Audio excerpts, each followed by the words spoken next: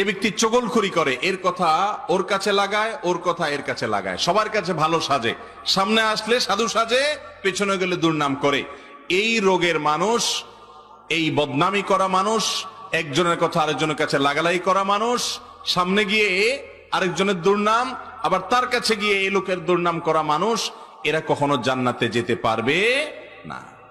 আপনি যদি জান্নাতি হতে হয়, মুত্তাকি হতে হয়, আপনি যদি আপনার আখলাকটাকে উন্নত করতে পারেন, যেই উন্নত আখলাক মিজানের পাল্লায় সবচেয়ে ভারী হবে।